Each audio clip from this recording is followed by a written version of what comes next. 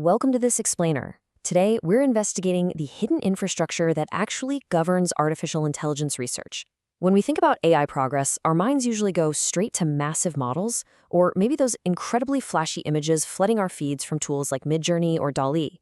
But sitting quietly behind those everyday tools is a deeper, often invisible foundation that literally dictates what is even possible to build in the first place.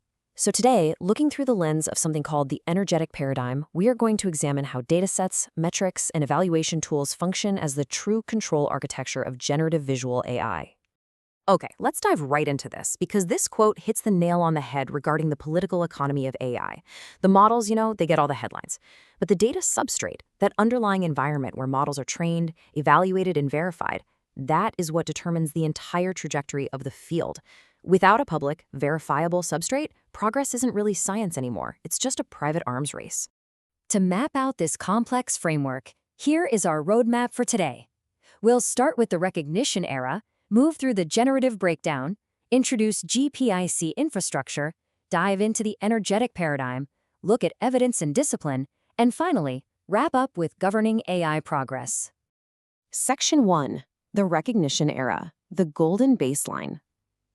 Let's establish our historical context by looking back at a time defined by a deeply unified control system. Think back to the early days of deep learning. Systems like ImageNet provided this beautiful, perfect structural alignment. Researchers had one public dataset, fixed categorical labels, and a shared accuracy metric. A model simply had to identify what was in the image.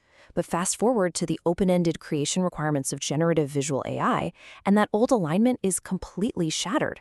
Today's text-to-image models don't just recognize things. They compose intricate scenes, they follow complex text prompts, and they have to navigate realism, diversity, and safety all at once. A single recognition era score just cannot govern all of that complexity. Section 2. The generative breakdown. When the old regime fails.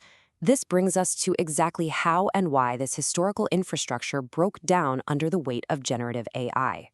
So where is the system breaking down? Well, pretty much everywhere. First, ImageNet is completely saturated for generative tasks. It's tapped out. Second, the common metric everyone uses for image generation, FID, has a fatal weakness. It can be mathematically optimized without actually matching human perceptual improvement.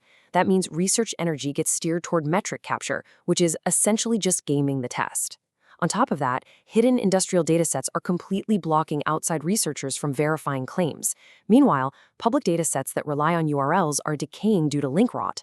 If two different labs think they're training on the exact same data, but half the links are dead for one of them, that nominal openness becomes material instability. Now, what's really interesting here is our core claim regarding GPIC, the Giant Permissive Image Corpus. GPIC is not merely some larger collection of images. It is a deliberate infrastructure intervention. It's an attempt to rebuild the public control infrastructure and repair this entire broken chain, from data collection all the way to a final scientific claim. Section 3. Enter GPIC infrastructure, rebuilding the substrate. So how exactly do we fix this broken chain? Let's focus on the actual mechanics of the Giant Permissive Image Corpus. GPIC acts as a vital control and coordination device, and it's really crucial to understand that in scientific AI, control is not a negative word. It's not a brake on progress. Control is exactly what allows us to distinguish true progress from random noise. GPIC provides this control by combining permissively licensed image-text pairs with direct, hosted distribution. It basically makes the AI ecosystem governable enough to actually improve in a way we can all verify. Let's walk through how this builds into a complete pipeline that actively disciplines research behavior step by step. First, permissive licensing gives us lawful data, which massively lowers the risk of experimentation. Second, hosted access guarantees the dataset won't just vanish into thin air due to URL decay. Third, AI-generated captions transform those raw images into the very specific training substrate you need for text-to-image models. Fourth, evaluating against a brand new metric called FD-DynoV2 actively redirects optimization pressure away from that easily gamed FID metric we talked about. And finally, providing reference baseline models anchors the comparison, setting a rock-solid shared starting point for the entire field. Section 4. The energetic paradigm. Steering research energy. To truly grasp why this pipeline is so vital, we need to turn to this theoretical framework. The energetic paradigm, or EP, diagnoses failures across the entire system. Think of datasets, benchmarks, and metrics essentially as the control rods of a nuclear reactor. They determine exactly where the scientific energy of the field flows, what researchers optimize for, and what ultimately gets to count as evidence. Under this paradigm, GPIC isn't just data, it's the structural energy control system dictating the very direction of AI. We can map out how EP functions in practice, transforming what is essentially a static list of images into a highly durable model of scientific governance. First up, the control architecture defines how researchers actually behave. Next, causal decomposition shows how each individual component drives that action. Then, constraint discipline forces us to look at legal, technical, and economic limits all at the same time, rather than in isolation. And finally, incentive analysis reveals the hard truth about who truly benefits from hidden, opaque data versus a public, verifiable substrate. Section 5. Evidence and Discipline. The ladder of credibility.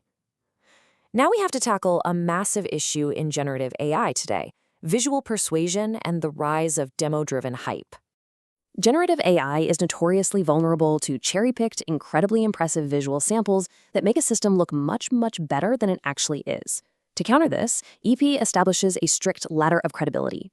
Evidence has to start with reproducible results on independent test sets, which then must be validated by external evaluation and actual human agreement. From there, we have to run leakage checks to ensure the model isn't just regurgitating images it already memorized. And finally, we look at cost-normalized gains, meaning how much did this improvement actually cost us per GPU hour. This rigorous hierarchy is what protects the field from adopting flashy noise over actual cumulative scientific improvement. Section 6, Governing AI Progress. Exposing the weak links. As we enter our final section, it's vital we maintain our scientific objectivity by looking closely at the vulnerabilities of this new ecosystem. So the crucial point is that a serious public infrastructure project absolutely must expose its own fragile links so the field can correct them. GPIC is not perfect.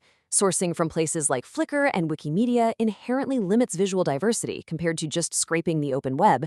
The AI-generated captions might inherit cultural blind spots. That new metric, FD-Dino v2, well, it could eventually be captured and gamed just like its predecessor.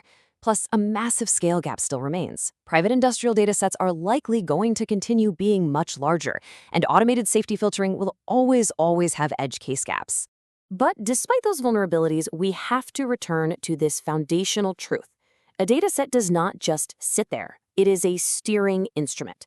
It decides which experiments are easy to run, which claims are easy to verify, and which forms of progress can actually be seen by the wider community. GPIC is a massive attempt to steer the field back toward a public, verifiable research arena, pulling us away from the opaque, private industrial moats that currently dominate the landscape. And this brilliantly illustrates our core thesis today. GPIC's importance isn't just technical, it's fundamentally political and economic. By attempting to discipline opaque private competition, it hands universities, smaller labs, and startups a public baseline they can actually rely on. And why does that matter to you and me? Because restoring public research discipline prevents a monopoly on our technological future.